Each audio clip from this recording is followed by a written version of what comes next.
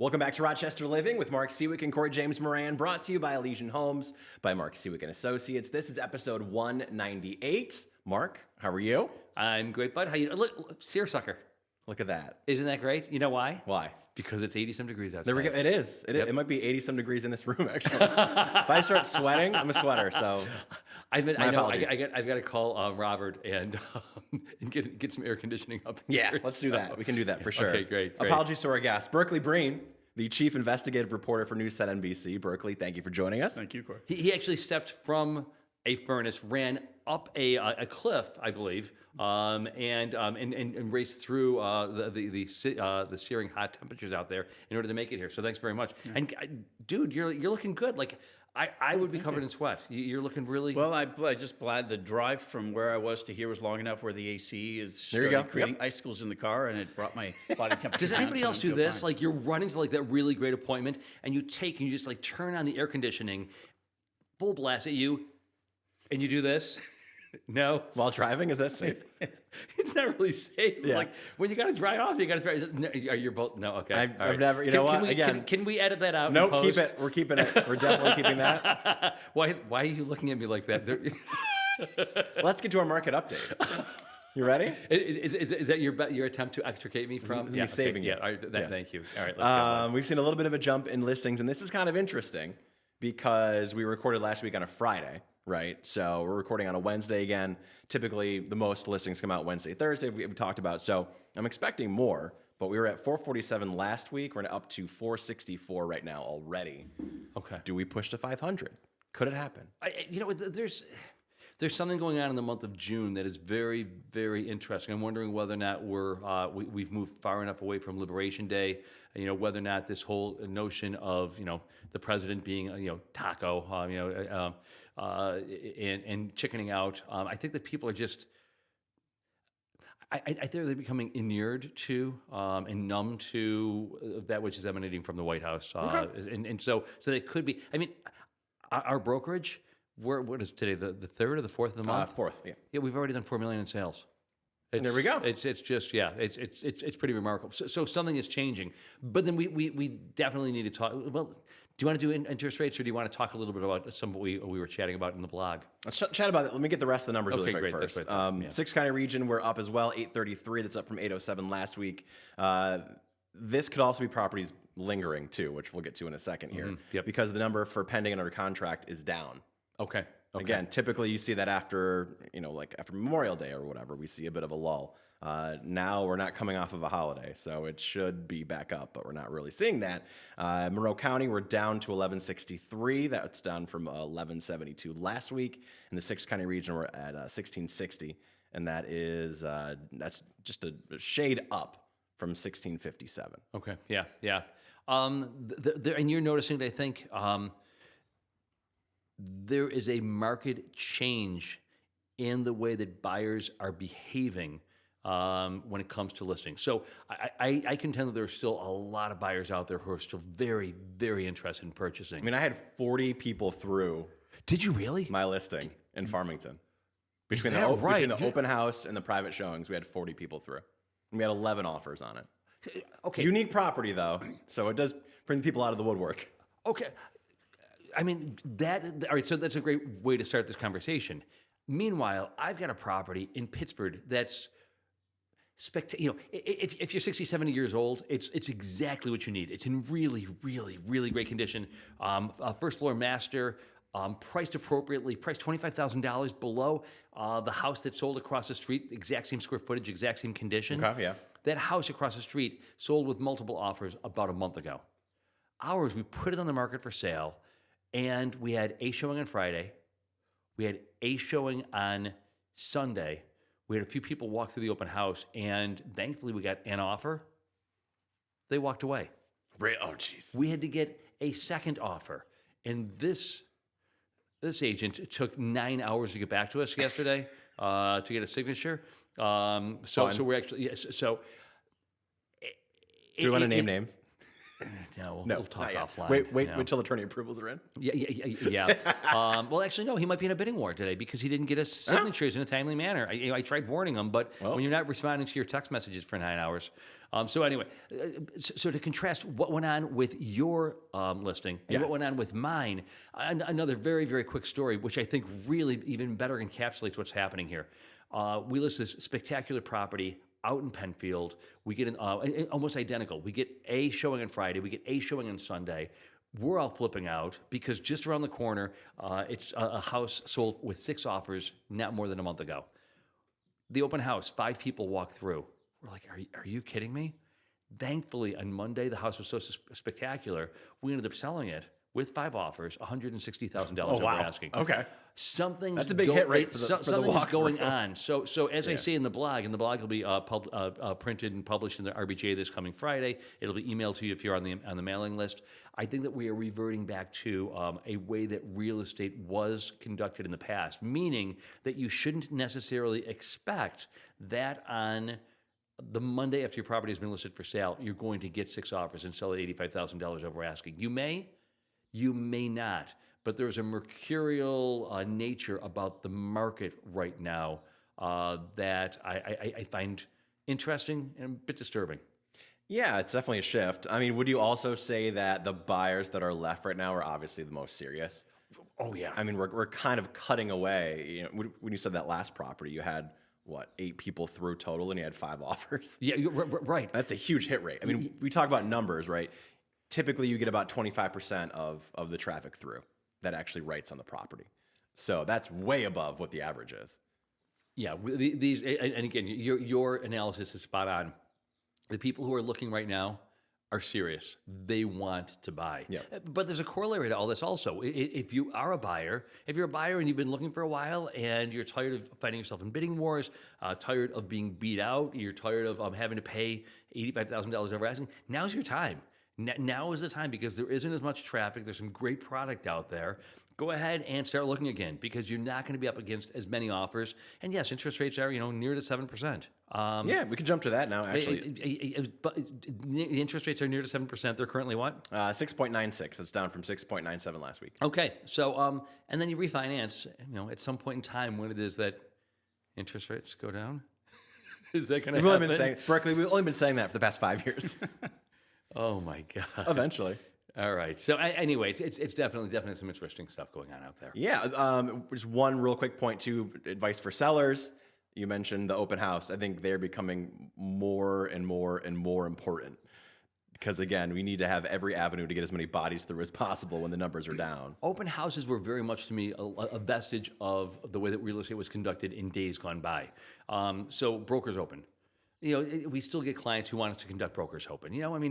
Can you explain that to you for the yeah, sure. novice? So it's a means by which on Thursdays agents get free lunch. Yeah, it's a means by which on Thursdays, usually from 11:30 until 1, an agent will host an open house specifically for real estate agents. They were very, very popular back in the 70s when it is that you didn't have social media to rely on and the ability to disseminate video and images very, very quickly. They went by the way they went by the way the buggy whip. Nobody's using them any longer. Open houses were very much the same thing. Things were selling so quickly. Just you didn't need an open house. Sure. Now you need them because they're selling properties. The bulk and the majority of our offers these days, believe it or not, are coming from open houses. Crazy. Yeah. There we go. Anyway, there we go. Ready to jump to Berkeley? Yeah. Who's doing the introduction? You doing the introduction? You can do it. All right. Berkeley, how you doing, bud? Mark, good to see you. Yeah, you also. All right, so you're from Canada. I am. You went to Newhouse, I believe. I did. But you're inspired by your grandfather, who was a radio personality in Canada. So he was the first Berkeley Brean. And he was a radio sportscaster in the Canadian Maritimes in Nova Scotia, New Brunswick. He was the voice of the Moncton Hawks when they were in the Atlantic Hockey League, and they eventually got in. The Moncton Hawks. So Moncton is a town in New Brunswick. Oh. I don't think it's the biggest city in New Brunswick, not the capital. But so the Moncton Hawks eventually would go on to be in the American Hockey League and play against the Rochester Americans. So he did the play-by-play and did all kinds of different sports things. And when he would do his sportscast, he would end by saying that's the 3-0 mark in sports, because at the end of scripts they would do, for whatever reason, I don't know why, they would have a dash, then the number 30, and then another dash. And you still see that sometimes. But it's usually, at least here in the States, it's hashtag 40 hashtag, isn't it? Could be. Yeah. I remember seeing dash 30 dash, Wow. which was to mark the end of the script, and that was his sign off. And he would say, that's the 30 mark in sports, or something Okay. like that, 30 mark in sports. So when I was trying to be a sportscaster, that's why I went to SU, and we would do these sportscasts, I would end by saying that's the 30 mark in sports, and no one had any idea what I was talking about. And I don't think the professors were like, that's stupid. Was that on the script? Does he read it? Is he Ron Burgundy? Yeah. So then, but he died from cancer very young, before I was born, so I never got to meet him. So all I knew were photos and stories from my dad and my grandmother. And, I grew up, we grew up playing hockey and road hockey, and I would do the play-by-play as we were playing, and I was playing too. And then, did sports reporting when I was at university, and then went to SU in the hopes of being a sportscaster. Yeah. And as much as their alumni are famous for sportscasters, Bob Costas and Marv Albert and Dick Stockton and Mike Tirico, and the list goes on and on. The faculty didn't like sports at all, as I recall. Really? Interesting. Yeah, they didn't like it. They talked about it with disdain, actually. And so the faculty tried to maneuver lots of people, especially the guys, because that's all the guys wanted to do was sports, maneuver them into news. And what I found was when I started covering sports at SU, I didn't like it as much. So it was a good realization to me that I liked playing sports, and I liked watching sports, and I liked cheering for my teams, but I didn't like working sports. So I moved to news, where there's lots more jobs, and the rest is history. And so do you find, or did you find at that point in your life, a passion for news, and in the way that you felt that you might have a passion for sports reporting? Did you find a similar passion in? Yeah, I found it interesting, and I found it worthwhile, and I felt that I had some skill at it, and so it just sort of came naturally, and I was able to get a job. And so what was the sequence of, where did you start, and how? So I got a job out of first job was in Watertown, New York, which is about an hour from my hometown in Kingston. So it was just a quick trip right over the bridge. Or sometimes I would take the Horns Ferry from Cape Vincent to Wolf Island, and then go across Wolf Island, and then right into downtown Kingston. Wow. And I was there for a couple of years, and then came to Rochester. And I really didn't want to move further away from home. I had some opportunities, but I didn't want to move. You turned down the gig in LA, is that right? And then LA gig, nightly they were begging news. for you in Chicago, I think. Is that right? So it was either Lester Holt or me. And I thought, Lester's been working hard. Go ahead. Let him have that one. Their loss, our gain. Yeah. But I truly did not want to move further away from home, and I really didn't have any interest in working in a big city. I'd done some reporting in Washington, D.C. for a local story, and I thought, boy, that's dealing with this traffic is just insane, and it just adds a degree of difficulty that I didn't want to do. And Rochester reminds me of Kingston. It's probably 4 times as big, but as soon as the Tim Hortons started popping up around town, I'm like, I'm home. You're home. There you go. Too funny. I mean, it's interesting, right? Because there is so much turnover in news, and people are jumping from market to market all the time.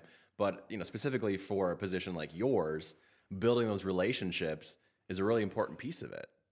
So I think what you'll find that Rochester's a great test case for this, that people either come and they stay, or they come and they move on fairly quickly.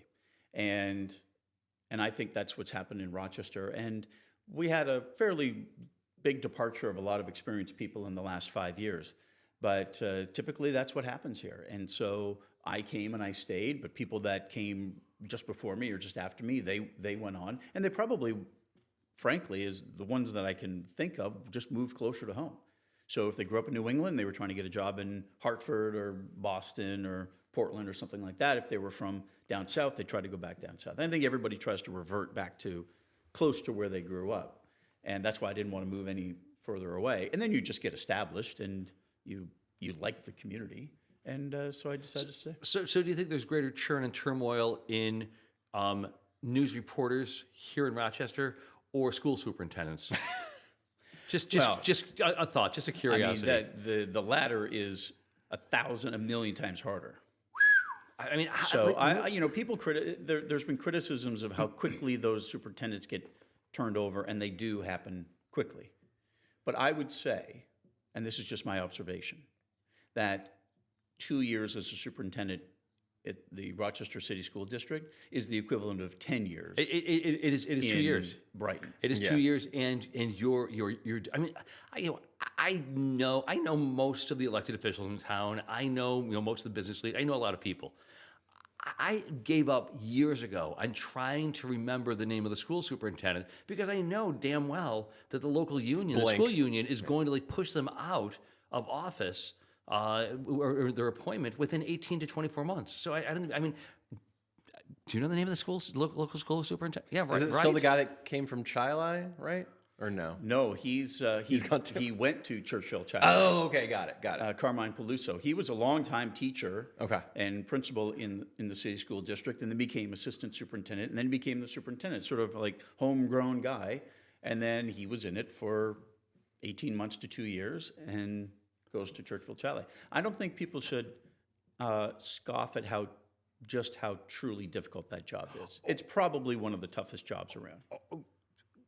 I agree with that. So so let me be very, very clear. We've had some awesome school superintendents. The union does a great job of pushing them out. The union's doing their job, and the school superintendent is desperately trying to do their job, but the school unions just push them out of office. So sadly, Yeah, the school board is there to create policy and direction for the district. I'm speaking a little out of school here. I don't know all the nuance to it, but I think that historically, since I've been here, it can be a difficult school board to work for as a superintendent. And well, when the collective IQ is, never mind. Oh, did I say that? Mark's making new enemies this week. You're giving city council a break. Just move on. I'll give city council a break. I'll give the mayor a break tonight. Yeah, it's just cool. this week. Okay, great. All right, extricate me. Go for it. Berkeley, you said that you found the news to be interesting. Can you drill down on specifics of that? Well, I think everything is evolved. So initially, there was the thrill of being on television, and that wore off after about 2 weeks. And then it was just sort of the learning how to do it and learning how to ask questions and find things out. And then I just loved writing. There were years where it was just the most fun thing to do was write. And then it changed to, you sort of got a style of writing, so you didn't have to adjust it too much. So then it was the chase that I liked and trying to find something. And I would often, and it still happens, I'll have a letdown after a story airs because then it's over. Now, there may be others you could do, follow-up stories. But I enjoy trying to figure out a story and find the information that backs up what people say or their suspicions or their beliefs or theories, and ask people questions, narrow down to what I think might be the most important thing for our viewers to hear and understand that helps their lives. And then the story goes on the air, and then we're like, okay, now it's over. On to the next. Now, years before the internet, I worked before the internet. So you how really long I've really been are old. working. Yeah, go ahead. It would just sort of be on television and then just go off into the ether. Yeah. And then what? If nobody saw it there, it never got seen. So now with our internet and all the social media, now it at least lives there so people can see it again, and so you don't quite have that sense of... sometimes that's good and sometimes that's bad. Well, yeah. yeah, right. Yeah, right. Is there a story that you? So you talk about this postpartum depression, if you will, of having given birth to a story, and that is there a story that you recollect that like you either suffered that badly or maybe a variation in that theme? One of the best stories you've ever done, one of the best interviews, one of the greatest personalities, like you just love it, and it still is memorable in your mind. Sure, I'll today. tell you a couple. So somebody asked me this question, and they said, "Who's the the most famous person you met or the most incredible person you met. And the most nervous I've ever been is when I met Jim Kelly for the first time. Oh, wow. So he was at Eastview Mall and giving out, I think, for Hunter's Hope, they were giving out little teddy bears. I can't remember what they were, but my mother, Mom, what are they? My mother is very friendly with Jim Kelly. So and it was something that was for Hunter's Hope, and I was off doing some other story, and then the assignment desk says, hey, we need you to go to Eastview Mall, we need you to get Jim Kelly on this thing, and then go on to your story. And I was dry mouth, couldn't get the words out, and I couldn't believe I was shaking Jim Kelly's hand. Wow. I've never been that nervous before in my life. I still remember it. And then, but the most amazing person I've ever met was up at Fort Drum. So when the president of Afghanistan, Hamid Karzai, was coming to the United States to go to Congress, to address Congress. This is probably 2004, 2005. He stopped at Fort Drum with the 10th Mountain Division because they were the first soldiers with boots on the ground in Afghanistan. And so he wanted to stop and say hello to them. So we got in a car and we drove up to Fort Drum, which was my little stopping grounds when I worked in Watertown. And I met Hamid Karzai.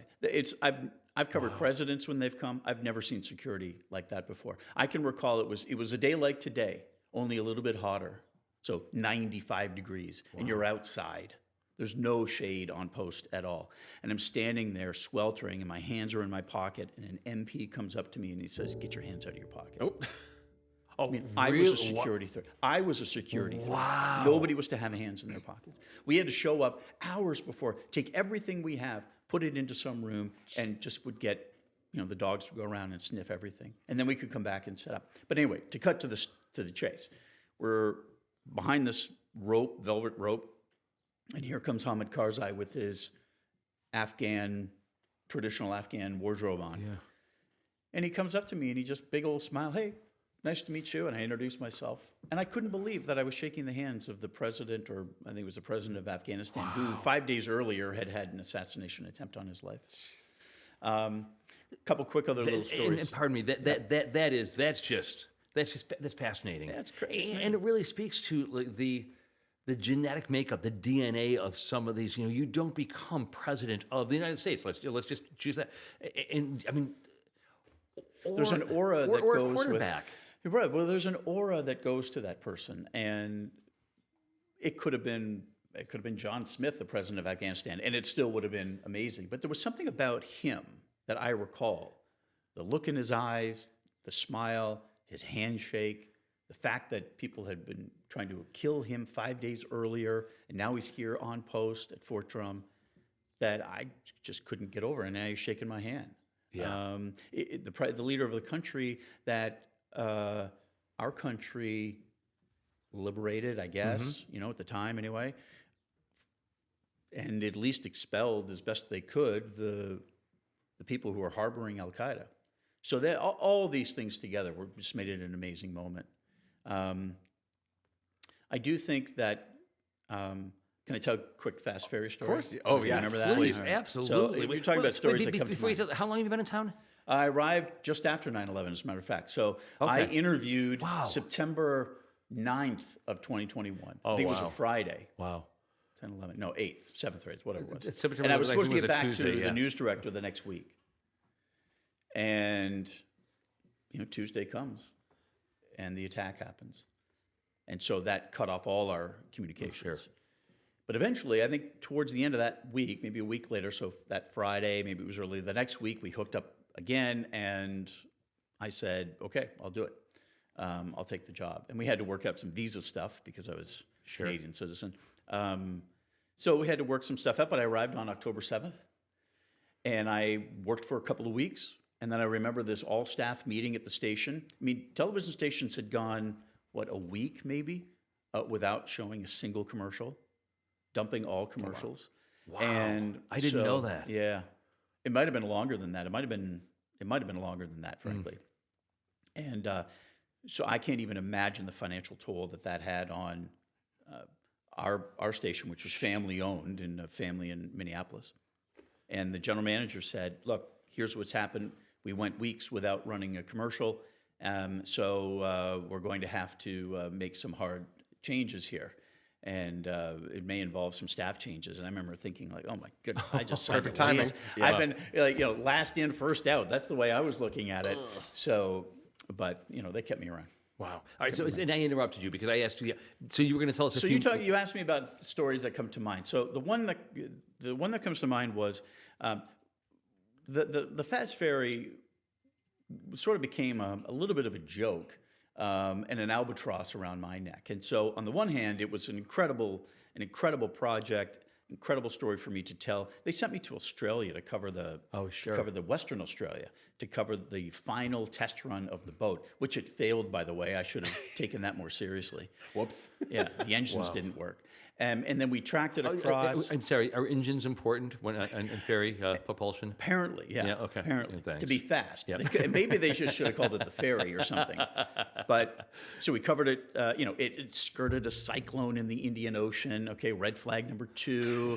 Even Mother Nature was against this thing. But it gets through the Panama Canal, comes up the eastern seaboard. I developed a relationship with the manager of the boat who was on it on the journey from Australia to here, and he called me to say, hey, the ferry is coming into New York City tomorrow. If you want to be there to see it, Wow. get there. So I immediately tell the news director, and we packed up our satellite truck and myself with the photographer, and we headed down there. And we get there, and it was we were in Pier 17, which is on the sort of lower east side on the East River. And I can still picture it today. I'm looking down the East River. There's the Statue of Liberty, and then all of a sudden, right after 9 o'clock, the ferry just sort of cuts right in front of the Statue of Liberty, and there it is. Smoke billowing out the back of it. Yeah, right. That's right. Guys with oars. The oarsmen, yeah, exactly.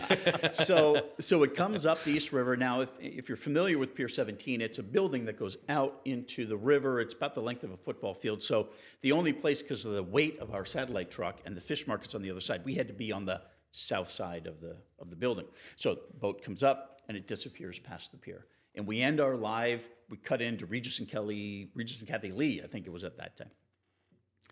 And so we end the live broadcast, we walk around the building, and I get there, and the boat is now backing up into the berth. And I see all these guys over the railing, and they're looking down, and there's the guy who called me, Bob Mansfield. He's the one who called me to say, the boat's coming here, come on down. So I walk up to him, and Bob, I can't use the language he used, but he got into my face, and he said, you're driving me effing nuts. And I said, I'm like, what? And he repeated it, you're driving me nuts. And I said, what are you talking about? He said, the boat just crashed into the pier. The pier ripped a huge hole in the boat. There's a giant hole in the boat. And there's like, he's just dropping F-bombs all over the place. He's an old sailor. And I can't believe it. And then he gets about this close to me, nose to nose, like a manager arguing with an umpire. And he says, you will not report this. You will not report this. And my instinct was to diffuse conflict at the time. Okay, so, and I was young and still inexperienced and naive, and I said, okay, yeah, sure, fine, no problem. So I backed away, and I told the photographer, and he starts getting video of it, and eventually they calmed down and we reported it. But the quick little side story on this, it was, we called back to the station, and nobody would believe us. And these were days before we could take pictures or video and put them on social media or send them. It's a big joke. Nobody believed it because it was April 1st. They thought that I was pulling an April Fool's joke on them. As a matter of fact, when we finally reported it, and I convinced the people in the newsroom that this was true, Brother Wees was on the air, and he said, that is the worst April Fool's joke Channel 10 has ever pulled in their career. Tasteless move by Channel 10. I don't know if he used tasteless, but he was ripping Channel 10 for this bad April Fool's joke. And in fact, it was true. But fast forward a couple of years. So the ferry operates, loses tons of money. Bob Duffy comes in, shuts the operation down. And now the question is, where does the ferry go? So every single day, we developed some relationships with restaurants down in Charlotte with Cheeseburger. Yeah. More Lee Sellover at Scuttlebutts was Lee. We always talked to Lee.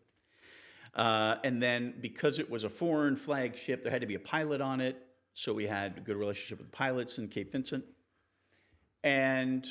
But the other person I called was this woman named Michelle, and she worked for the St. Lawrence Seaway Authority. Because in order to get out of the St. Lawrence River and the Great Lakes system, you had to go through the locks on the Seaway. And you needed permission to do that. And you had to book passage through the Seaway. And every day I would call Michelle. Michelle, it's Berkeley Brean from Channel 10. Any bookings yet? No, Berkeley. In her great French-Canadian accent. No. Okay, hang on. Next day. Hey, Michelle, it's Berkeley. Any bookings? No. Boom. Every day I would call her, every day. And then I got a tip that the ferry was going to leave on some Thursday in December. And we called Lee Sellover at Scuttlebutts. And I said, Lee, here are the boats leaving Thursday. He goes, yeah, I'm making food for a departure on Thursday. Oh, wow. Okay. We called the Pilots Association in Cape Vincent. I think Great Lakes Pilots Association. Yep, they've got a pilot booked. And then I called Michelle at the St. Lawrence Seaway Authority. And I said, Michelle, it's Berkeley Brean. I understand the ferry's going to leave Thursday. And for the first time, she said, Berkeley, I cannot talk about whether something is booked or not. And I gave people lots of deference and gave them lots of room. But at this one, I said, Michelle, I have called you every single day since February. So almost a year. Every single day. And you've told me that there's not a booking. And now I'm calling you and you tell me you can't answer that question? Now come on, is there a booking? And she said, yes, there's a booking through the Seaway. So we had it. Wow. Now meantime, everybody else, including the mayor's office, was saying, no, it's not true. It's not true. It's not true. It's not true. And I felt like I was out on an island reporting that this ferry is leaving Thursday. And everybody, other reporters were saying it wasn't true, reporting that it wasn't true. Wow. The mayor's office was saying it wasn't true. And finally, we did one I was live at noon on that Thursday saying the ferry is preparing to leave today. And probably 10 minutes after our live newscast, the mayor's office put out a press release saying emergency press conference at 3 o'clock today to announce the departure of the ferry. And so I'll never forget that one. It was just sort of like, that was 3 years of working on something every single day, and it finally sort of paid off. Great story. Tenacity. Yeah, 100%. I mean, a lot of shoe leather, metaphorically. Yeah, but there was lots of days where my name was up there. It was just like Fast Ferry BB every single day. And I'm like, what on earth am I going to talk about now? So did you have any trouble getting permission? I mean, everybody in the world is saying, no, it's not going to happen, not going to happen. Did you have any trouble from management allowing you to run with the story? I think they asked, okay, so what are we basing this on? And I told them everything I knew. Okay. All right. Well, there you go. Yeah. And And they were credit willing to- facts, yeah. Yeah. What a concept. Facts. I can't recall an instance off the top of my head where management has quashed a story. That was going to be one of my questions. Yeah. I've quashed stories Why? because they weren't true. So there was an idea, there was a tip that we got on something, and then I got assigned this story. And eventually I said, I don't think we should do that story. I don't think it's And has right. you gotten in these instances proven to be true? Yeah, and credit to the management. They said, okay.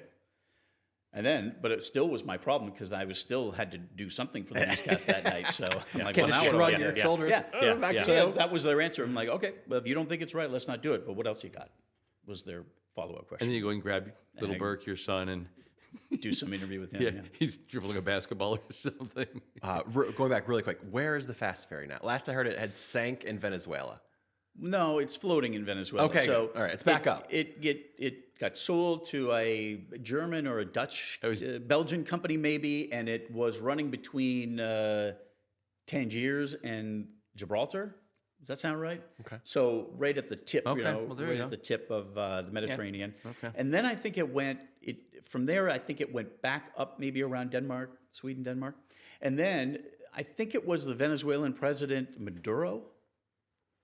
I think it was Maduro who was the Okay. Venezuelan president. He had a plan. He nationalized everything, including transportation. So he had a plan to get all these ferries around Venezuela. And one of the ferries he bought, the Venezuelan government bought, was the Breeze, the Spirit of Ontario, the fast ferry, whatever we want to call it. Did he have And the track record of performance? I mean, I don't think anybody said no to Maduro. That was the end of your career, probably, in Venezuelan government. But so they bought it, and it failed miserably. And it's now in some port. I did a story on it, I think last year.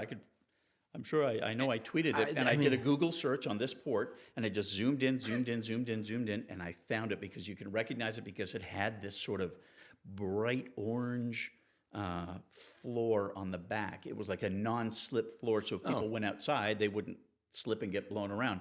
And there it was, right there. And it's probably doomed. I mean, from the beginning, yeah. Exactly. Too funny. Your interaction with the captain reminded me of a question I wanted to ask, because your job can get pretty confrontational at times. I've seen some videos of, you need to get answers from people, and sometimes they don't want to give those answers. Can get a little bit heated. Is that something that you embrace? Is it something that makes you nervous and anxious, or is it just kind of at this point, part of the gig? Well, I think I used to do a lot of door knocking, rap on the door, and if somebody answered the door, my microphone was right there, and I'd fire off a couple of questions, and they'd slam the door, and I would say, all right, that's probably good television.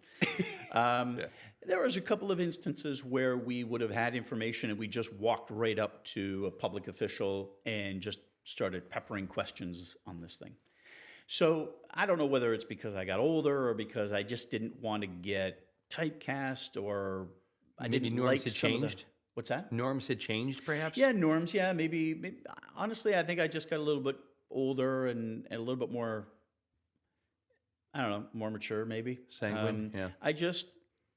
My attitude changed where if I were dealing with a public official from the governor down to a town supervisor, I want them to know exactly what I'm reporting on. Because I'd rather they come prepared to answer questions than not prepared at all. And I'm not interested in embarrassing anybody. And typically, the types of questions that, say, I or Jennifer Lukey would ask are usually because of an issue or complicated issue, as opposed to something, some breaking news or something like that. If it were breaking news, then I'm just going to, whoever, the mayor or the county executive, supervisor, the police chief, they know probably more than I, so we just ask them about what happened. But if we're looking into homicide rates, if we're looking into reassessments, if we're looking into state mandates and taxes, then I want them to know exactly what I'm, not the specific questions, but at least the area. So the difficulty then becomes, do they make themselves available? And Brett Davidson, who I've looked up to my whole career since I arrived in Rochester, always had an expression with people. He would say, well, we can either do a scheduled interview or an unscheduled interview. And so the choice is yours. That's great. Yeah. And so it's going to happen, but you can either control when and where, or we'll just find you. Was his recent confrontation with the mayor scheduled or unscheduled? No, that was a natural thing that had happened after he interviewed Tom Homan.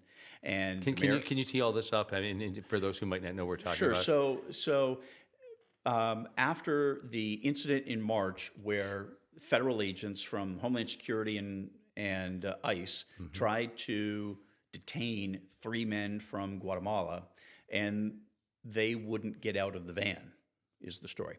And so the agents radioed 911 and asked for assistance from RPD. And so 911 asked them, is this an emergency? And they said yes. So they dispatched RPD, and that's why they dispatched 10 to 11 officers there, because it came in as an emergency. When they showed up, the emergency was canceled by the supervisor right away. But the officers, some of them anyway, tried to get the people out of the van and physically grabbed their arms, pulled them out of the van, or helped them get out of the van, and then handcuffed them. And that violated the city policy.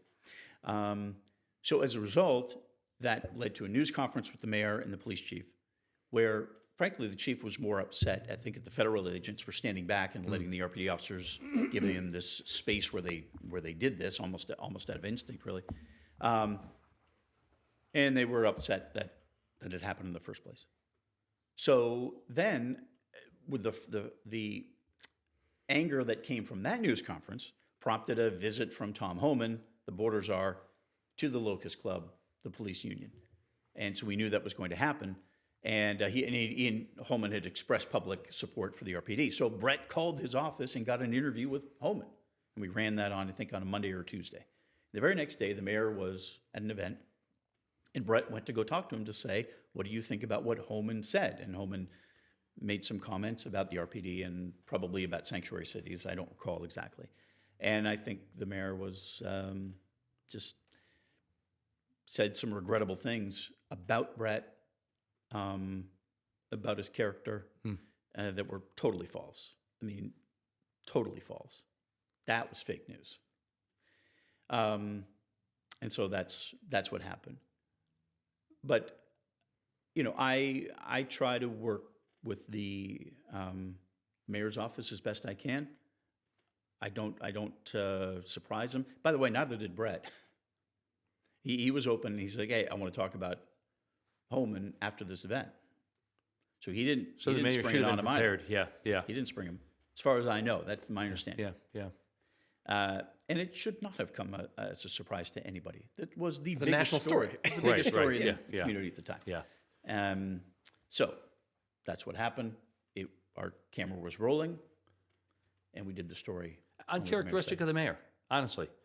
He publicly is very, very cool. Very, very even keel. So that was a little surprising. So I try as best I can to communicate with his office to say, here's what I'm working on. And sometimes I'll even give them the records that I have found, the data that I have found. So it's not just some sort of random off the top of my head question. I'm like, look, here's the lawsuit, here's the complaint, here's the data. This is what I'm working on. I need some kind of comment from City Hall or the police chief or the governor or fill in the blank. So the answer was confrontation. I don't seek it out. Sometimes it happens. Sure. I'm not a confrontational person. I try to be as fair and honest with everybody, from our viewers to the people that we interview. Okay. You brought up the term fake news. Let's chat about it, because it's got to be kind of a crazy evolution, even over the course of your career. Of, you know, prior to it, you think back to Cronkite, and you know the news was just purely facts, right? And obviously things, you know, more so the national 24-hour networks have turned it more into a lot of opinion, and I think it's just the waters are so muddied now. From your perspective, how has that changed your job, and the way that your work is embraced or not embraced, I guess? Well, I'm cognizant of it every day. So if you watch my work, just look at it, and quite often what you'll see is images of the documents that substantiate what we are reporting. So, for instance, there's a person up for parole after serving 39 years in prison for the terrible rape and murder of an 8-year-old girl in Farmington. His name is Gregory Flint.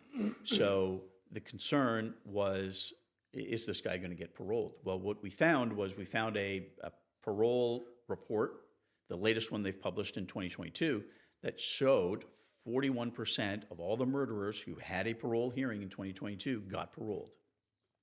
So almost half of them got out. Wow.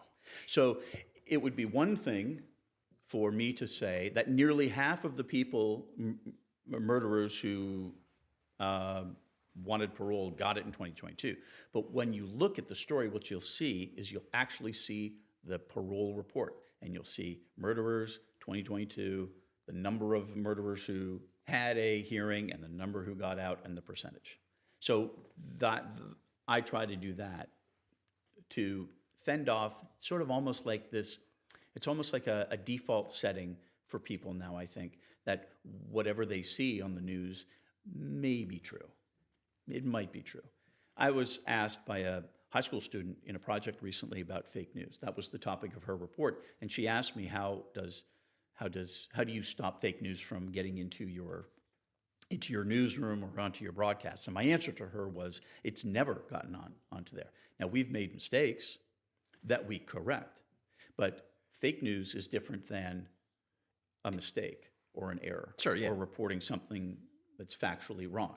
Fake news is intentional and malicious, inaccurate, false, and misleading information. You're weaponizing it, basically. Yeah, but it's malicious is the key word, I think, because that sort of goes to the First Amendment stuff. But I can't think of a single instance in my career and in my career at Channel 10 where someone has intentionally reported false information.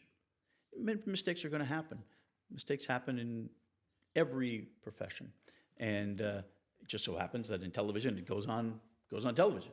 But we don't. It's very rare, and we will correct the record if we have to. I love that. You know, you're reading the New York Times or CNN. They'll retract. They'll correct. They will take responsibility for, and that for me is always a litmus test. If somebody is willing to say that we were wrong, terrific, then you know what, there's a greater likelihood that this is a legitimate news organization. But if everything that emanates from the talking heads behind the desk is gospel truth, in fact, regardless of subsequent information, then it raises eyebrows. I don't get asked to speak to groups very often, but one of the things I do at the end is I give them an assignment. And my assignment to them is to abstain from cable news channels for 30 days. Just cut it out. And then I say, reduce the amount of news you consume anyway. So, except for watching Channel 10 24 hours a day. Yes, absolutely. That goes without saying. Yep. Yeah. I may tell them to watch the first 15 minutes of our broadcast. I'll tell them to watch the first 15 minutes of a national broadcast, whether it's at 7 a.m. or 6:30. Read one newspaper, whichever one you want, and then a magazine. And then that's it. Then go listen to a podcast, go for a walk, go to a movie, talk to people, hang out with your friends. And I tell them, if you do that, in 30 days, you will have less anxiety. Mm-hmm. Your stress will be down. Yep. You will feel better about the community you live in. You'll feel better about the world that you live in.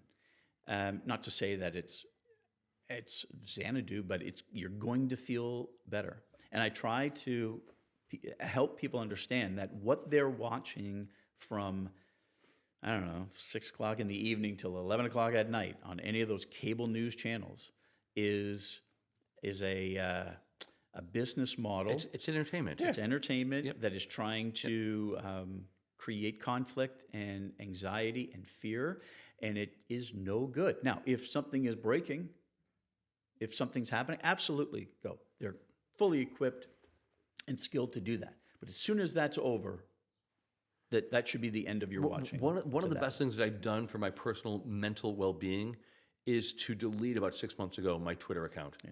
That has been one of, and instead I was like, okay, but I want information. I want late breaking news. I want Threads has been just a delight. It gives me all the news that I need or want, but also it's filled with affirmative, uplifting, positive news stories. There's no Nazi. There aren't any Nazis, trolling me. There's no pornography. There's all of that nonsense is just gone. But that's going to be that's going to be hard for people or a habit for people to break. So I'll give you an example. I'm off Twitter too, by the way. I mean, I still have it because I need to for work, but I can't remember the last tweet I sent. And I did it as a test. Can I tweet something about this story and see what the reation is? And it was just awful. And I'm like, God, what? It's negative, Don't even bother. So now it's strictly Instagram, Facebook, YouTube. Okay. I'm not quite into the TikTok world, but I suppose I should be at some point. I saw your Keisha dance challenge the other day, and I was impressed, Burke. So, but something happened. I can't remember what it was, but it was breaking news. And what was my instinct? Go to Twitter. Mm-hmm. And that's what I did. And I realized there were videos being populated on the feed already, and I'm like, geez, is this real? I mean, I don't know if this is real. Is this South Africa, or is this Chad or Congo or wherever that mix-up came from? And then I just went to the New York Times app. Yep. And the Times gives you updates like it's a Twitter feed. Yep. I'm like, why don't I just go here? Right. And you could do that. I'm sure the Wall Street Journal does it. I'm sure the Christian Science Monitor does it. I'm sure the Toronto Star does it. So whatever newspaper you want, And if something's happening, go there, because they are now designed to report things as they're happening, like a And there's a feed. greater legitimacy. The only thing that I'm using Twitter, that I will use Twitter for moving forward, is if I'm watching a Bills game and somebody goes down or there's an injury or you're wondering, yeah. that's the only thing that I will pay attention to Twitter for. Otherwise, it's just toxic. So, I will say one last thing on fake news and stuff like this. So I think it's a lot towards these established news operations nationally and worldwide. But if you ask people what they think about local news, the trust factor is still there. We're less a target of that. People still believe what we say. There's always going to be, and I know because they call us and email us, there's going to be people who believe what we do is, intentionally anti this, pro that. But local news is still the number one source of information for most news consumers, and it's the most trusted of any news source in the United States. so how do you remain relevant in a world of social media, Twitter, in late-breaking everything? How do you remain forefront in the mind and the go-to? Well, everything we do has to matter. Not that it didn't before, but there's not a lot of room for just filler. We don't do gimmicky things. We never really did. It was a thing in local news to do some gimmicky stuff to just get viewers. That's sort of gone. So I know I'm talking over you, but is that more difficult though in Rochester, given the downsizing of Kodak, Xerox, Bausch and Lomb, and the departure of so many? There is so little. We've talked about this in the past. I mean, I remember coming here in 1983 and throughout the 80s and the 90s. You would encounter and bump into people who are working for these three major corporations, and they were coming in from Singapore and from London and from Rio, and there were thoughts and ideas and new businesses being formed. And then one by one, they just start to disappear, and they're going to larger metropolitan areas, and then all of a sudden the stores start closing, and then all of a sudden the restaurants start disappearing, and there's less and less and less news to report. Do you find that more challenging? I don't know if there's less news to report. Okay. It could be less people watching. Less people living here, less overall money here, maybe. But I'm not sure it makes our job any more difficult or easier. We don't do stories on bonus day, Kodak bonus day, or whatever they called it. I think bonus day. Do you even know what bonus day was? No. I didn't think so. Go ahead. So it was gone by the time I got here, but Kodak bonus day was it, I don't know if it was in the spring or... I think it was usually March. That's my recollection, yeah. And people would go buy cars and... But why were they buying cars? Because Kodak, one day out of the year, they were making so much money. They were just they had printing presses down on State Street, and they were making so much money that each of their employees, depending upon your annual salary and how long you'd been with the company, you would get a bonus. And everybody, the town would just go crazy. Every restaurant would gear up. There would be cases of champagne and expensive wine shipped to all the restaurants, and all the furriers, because there's a point in time when women were still wearing fur coats, they would just truckloads of furs would be brought into town, and all the car dealerships, and the city would just explode in Let's bring that back. Can we bring that back? Oh, that sounds like a great idea. God, yeah. Elysian Home bonus day. There we go. Yes. Yeah, exactly. But if you look at Kodak Park, so Ridge and Lake. Yep. Okay, what used to be to the next, it's an empty lot now, is Peeler Pontiac. Right, yeah, which was So before that. People would go across, buy their cars. Across were furniture stores, appliance stores. Charlotte they were right Appliance there. was right there. People would walk out and buy things, and it would be the biggest story. Here's where I notice it a little bit.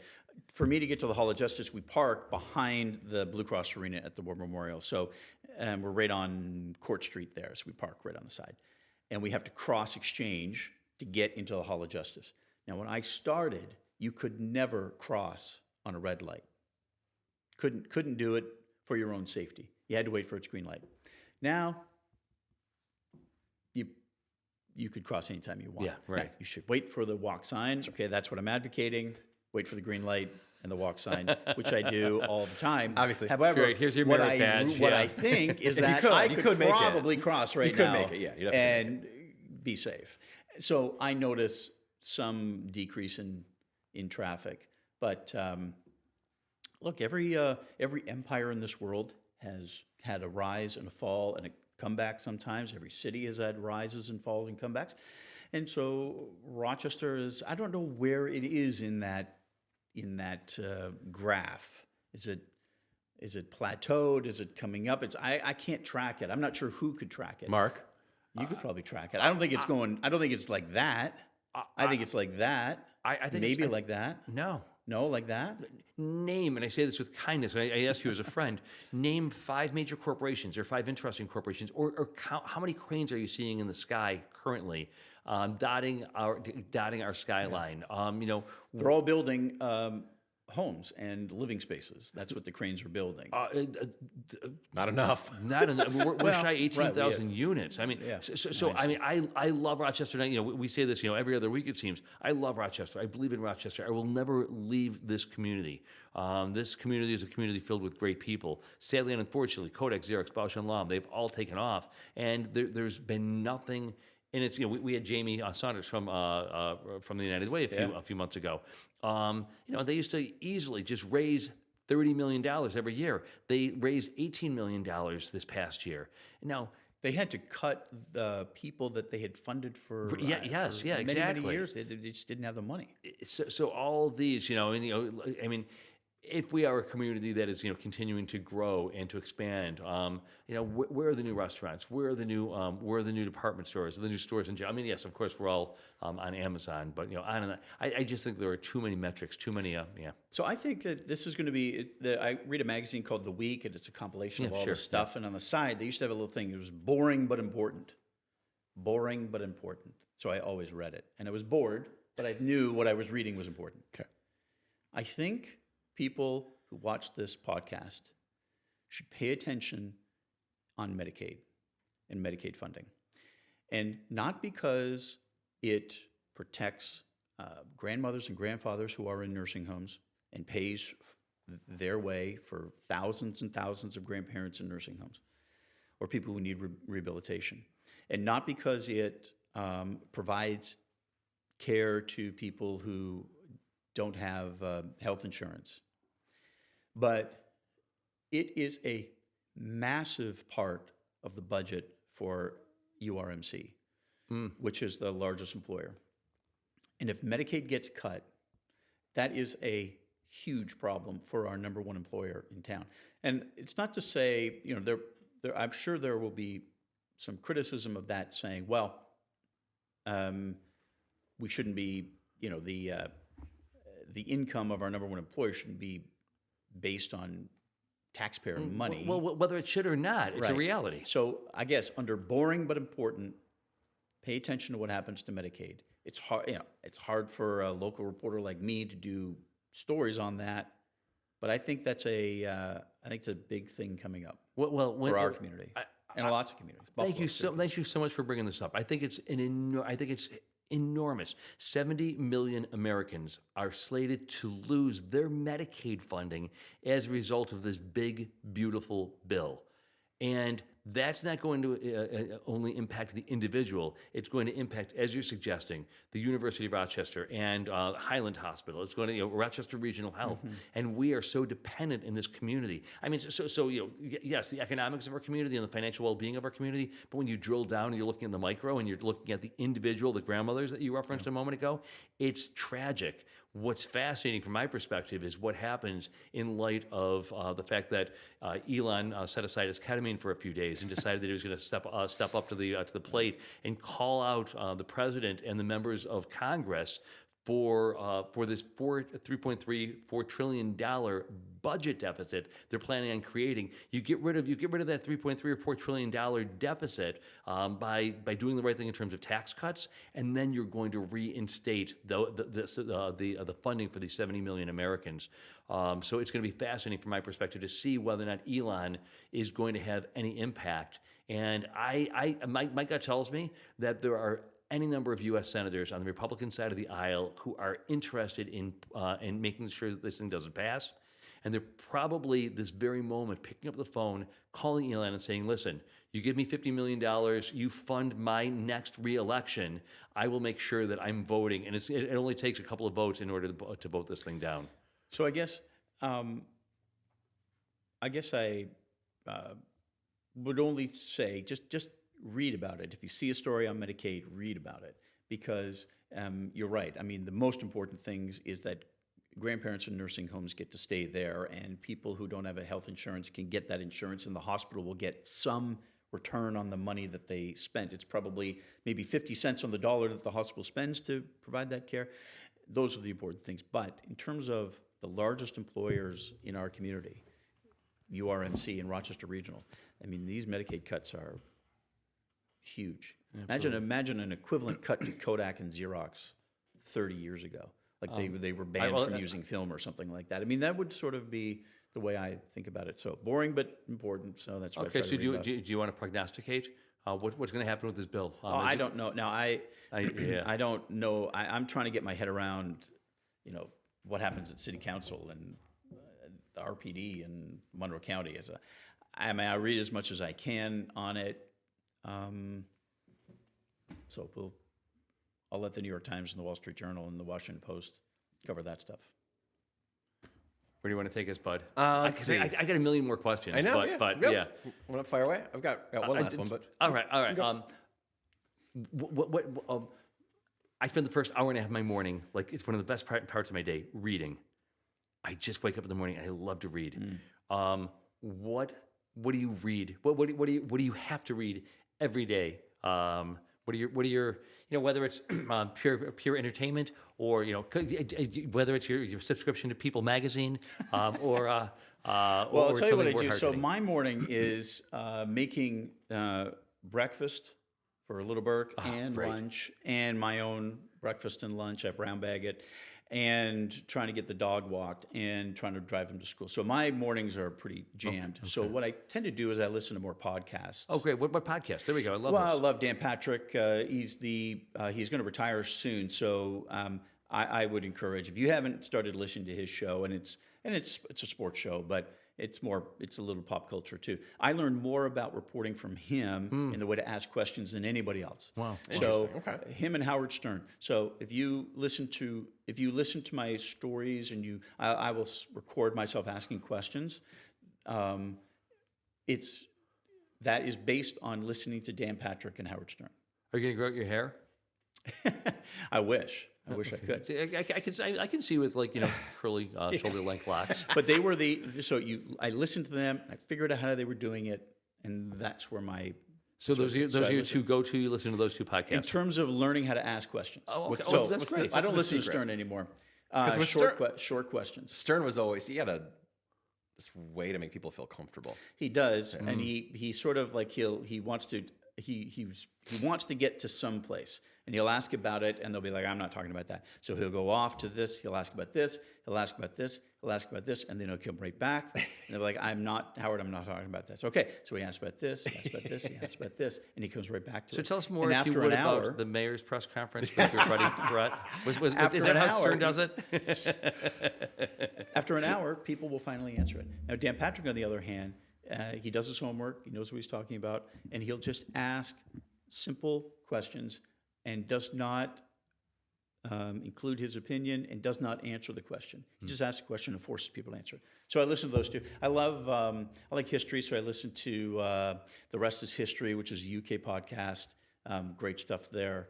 I listen to Hacks on Tap, which is David Axelrod and Mike Murphy, and they talk about politics, and it's great. It's very it's entertaining and it's interesting. Kind of keeps you up on stuff like Medicaid, and that's about it. I listen to Cardinal Dolan from New York City. He does a show on Sirius XM, and so on Tuesdays he's got a story. So they take part of that, and they put it on a Tuesday podcast. And just interesting. Listen to it. So it just gives me a little. But everything outside sports news history, I get a little bit of that. Yeah. So I try to listen to everything. But in terms of reading, I like history. I should probably read more fiction novels, but I read Endurance because you read it and posted about it, and I still can't stop thinking about what those guys went through. Oh, this and was how they survived. the ship? Oh, yeah, you talked about it on the Shackleton. podcast. Look into camera too, and tell everybody why it is that they have to read this. What was Shackleton's first name? I didn't even know Shackleton. Ernest Ernest, Shackleton. yeah, there we go. Ernest Yeah. You want to tell them about the story? Whatever it is you want to sell our audience on why it is they need to read this book. It's insane. If you think you've had a bad day, There you go. just read what happened to these guys. Read what happened to these guys. And it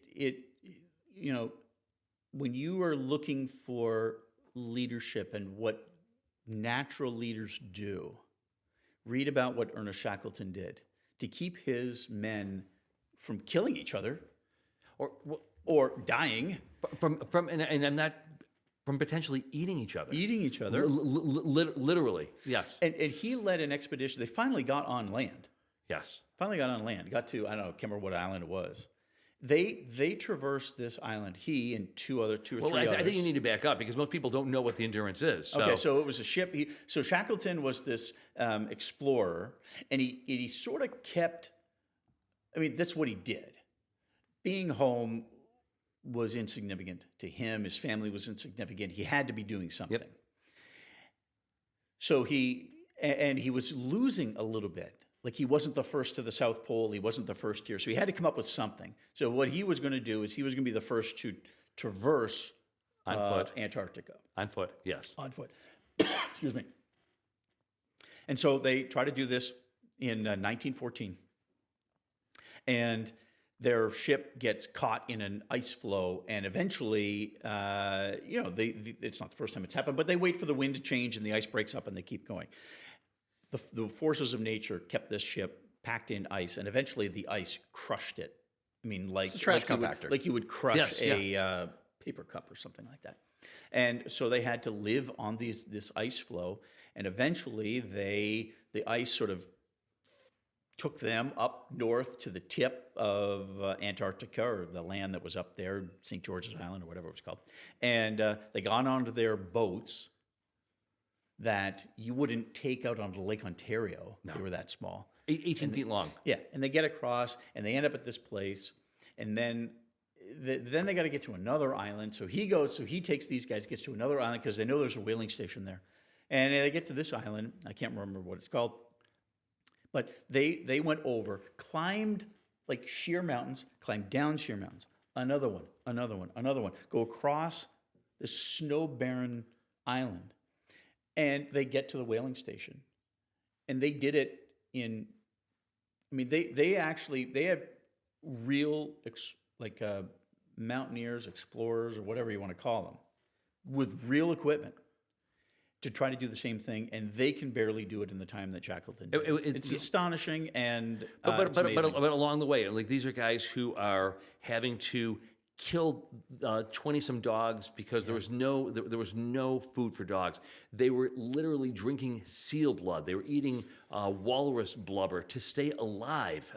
Frostbitten. They were having to amputate their toes. And it just goes on and on. And all this thing doesn't take place over the course of a month or two. This is literally 18 months of them being on an ice floe and then making it to land. It's just an insane story. And it's happening while they leave just after the start of the First World War, and they actually think, geez, maybe we should stay and fight. And I think the king, either the prime minister or the king, said, no, you go. Yes. So they go.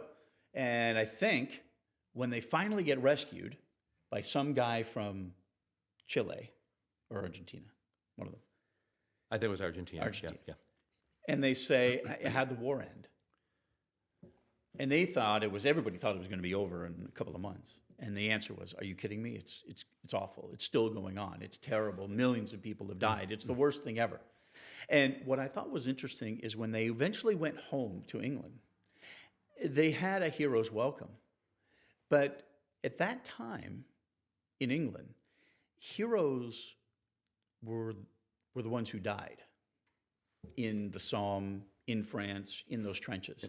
The heroes weren't the ones who came home alive, and they felt that a little bit. It was just they endured just unbelievable circumstances for 18 months, and they get home, and they're like, yeah, but you're not in France. A couple of guys went. Oh, yeah, absolutely. So anyway, What do we? Oh, yeah, we were talking about reading. So there's that. I'm going to start one on the first CIA agents who embedded themselves with the Northern Alliance in Afghanistan. They became horse soldiers, I think. Oh. So they immersed themselves in the Northern Alliance, and they were among that first wave that came south and the first fights against the Taliban. So, that sounds interesting. yeah. A guy at work read it, gave me his book, so I'm going to start Oh, reading there you that go. too, That's great. Interesting. Okay. Right. Should we go to some Rochester news? Yeah, do we have access to news? Yeah, a little bit. We got somebody who might not be able to help us here. Yeah, so, perhaps. go ahead. This one is the return of a beloved festival, the Cornhill Arts Festival. Oh, It's back on the 12th to the 13th. I mean, think about a neighborhood in Rochester. There's none like it. yeah, right, exactly. It's very interesting. Are you somebody who used to go and no longer does? Well, I live in Canandaigua, so Yeah, it's, I know. it's tough. I used to go to the parade too, and don't do that anymore either. But I would go if I lived in the city. I would go to that. I think there is such a need for those festivals in general, but in this community, I think it brings people together. Yeah. I think those are really, I think those are wonderful. And then in the interest of bringing things together, the Interloop North Transformation Project is moving forward. Oh, it is, really? Yeah, I just saw that. So they're going to aim at replacing a 1.5 mile segment of the Interloop. I remember when they did the last piece of it because I was living off East Ave while that construction was taking place, and people would go and drink on East Ave and then run across the dirt, basically. Oh, is that right? Yeah, yeah. The East Ave, filling in the East Ave of the loop pales in comparison to the scope of the North Loop. Really? Oh, is that right? It's Because that was such a transformation for the East Ave one. Yeah, and the what they've done on the east end of the loop, which is now Union Street, it is the model around the world on how you do this, and It's not the neighborhood just- of play, right? Essentially. Yeah, but it's more like not just gentrifying someplace where it's $250 a square foot for your rent. I mean, it's mixed with all kinds of different economic levels in there, and it was intentionally done. And the design, so lots of people come and look at that as an example of how they would do it in their community. But the size of the loop from University and Main down to Innovative Park, which is where it'll end, it's massive. It's a canyon that they're going to have to fill. I don't know where they're going to get the fill, but it's going to build probably more housing, parks, maybe some businesses, bike trails. So fantastic. Yeah, there's no need. There was See, Mark, we're going up. Oh, there we go. I love the optimism. There we go. There was a need. I mean, there was a need. Yeah. There was when they started doing this in the 50s, there was major congestion, and they had to do something, and people were moving out further away, so they had to do something. But that need is gone, and it's essentially a moat, and people still don't want to take it because they get nervous about how do you get on, how do you get off, where am I getting off? Well, and then when was the last time you did? I mean, like, it's unsightly also. I mean, the trash that accumulates, the potholes, the graffiti. I mean, do something. Jesus. They cleaned it up. The DOT was out there on Earth Day. They cleaned it up. Oh, great. Yeah, once a year they're out there on Earth Day. Dear God, seriously, do something. It's ugly. You know, my wife Shannon was she was upset when the PGA came 2 years ago in May of 23, and all the grass was being mowed, the flowers were getting planted, the roads were getting cleaned, and she got upset because why don't they just do this all the time for the people who live here, not just when the PGA event Well comes? done, And Shannon. I couldn't agree more.